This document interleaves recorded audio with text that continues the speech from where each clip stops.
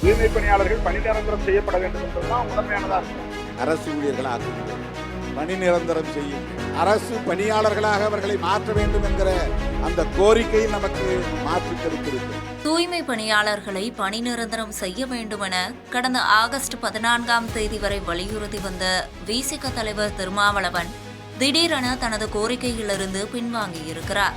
தூய்மை பணியாளர்களை பணி நிரந்தரம் செய்யக்கூடாது என திருமாவளவன் பேசியது எதிர்க்கட்சியினரிடையே விமர்சனங்களை பெற்று வருகிறது.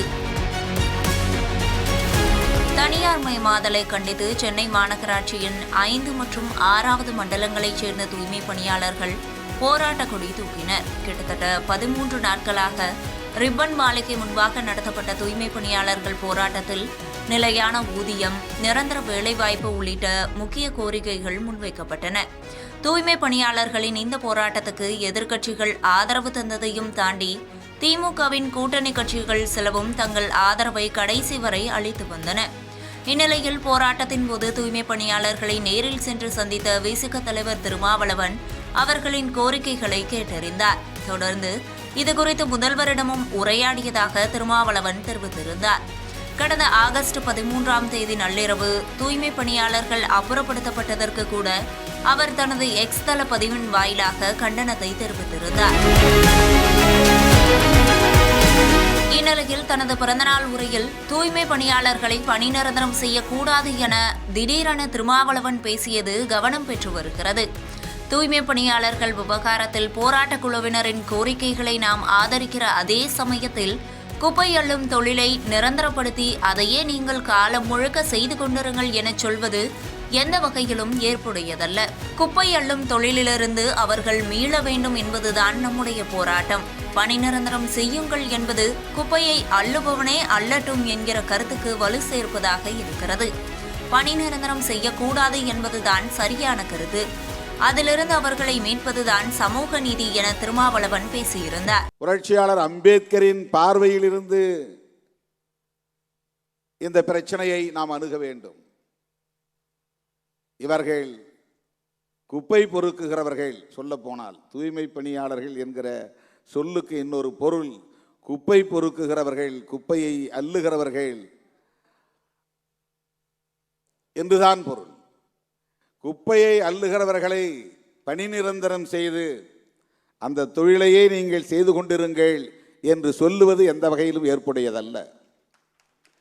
அதிலிருந்து மீள வேண்டும் என்பதுதான் நம்முடைய போராட்டம். அந்த தொழிலை செய்யக்கூடியவர்கள் தொடர்ந்து அதை செய்யக்கூடாது. மலம் அள்ளுபவனே மலம் அள்ளட்டும், சாக்கடையை சுத்தம் செய்கிறவனே சாக்கடையை சுத்தம் செய்யட்டும், குப்பையை அள்ளுகிறவனே குப்பையை அள்ளட்டும் என்கிற அந்த கருத்துக்கு இது வலு சேர்ப்பதாக இருக்கிறது. அரசு ஊழியர்கள் ஆக்குங்கள், பணி நிரந்தரம் செய்யுங்கள்.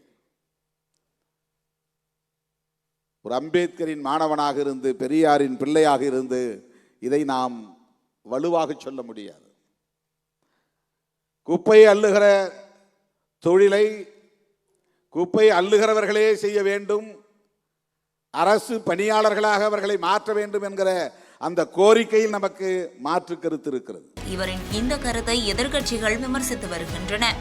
குறிப்பாக மத்திய பாஜக இணையமைச்சர் எல் முருகன் தூய்மை பணியாளர்கள் விவகாரத்தில் அவர்களை பணி நிரந்தரம் செய்ய வேண்டும், இந்த விவகாரத்தில் திருமாவளவன் நிலையாக இல்லை, பட்டியலின மக்களுக்கு திருமாவளவன் மிகப்பெரிய துரோகம் இழைத்து வருகிறார், பட்டியலின மக்கள் மீது சிறிதளவும் அக்கறை இல்லை, கேள்வி கேட்டால் கூட்டணியிலிருந்து விலக நேரிடும் என திருமாவளவன் பயப்படுகிறார் என விமர்சித்துள்ளார். என்னை பொறுத்தளவுக்கு திருமாவளவன் அவர்கள் பட்டியலின மக்களுக்கு ஒரு மிகப்பெரிய துரோகத்தை இழைத்துக் கொண்டிருக்கிறார். பட்டியலின மக்களுக்கு ஒரு பிரச்சனைன்னா அவர் இந்த கடந்த 5 ஆண்டுகள்ல எந்த இடத்துலையுமே வாயே திறக்கல. பட்டியலின மக்கள் எப்படி போனால் தனக்கு என்ன அப்படின்றது தான் அவருடைய ஒரே எண்ணமாக இருக்கிறது.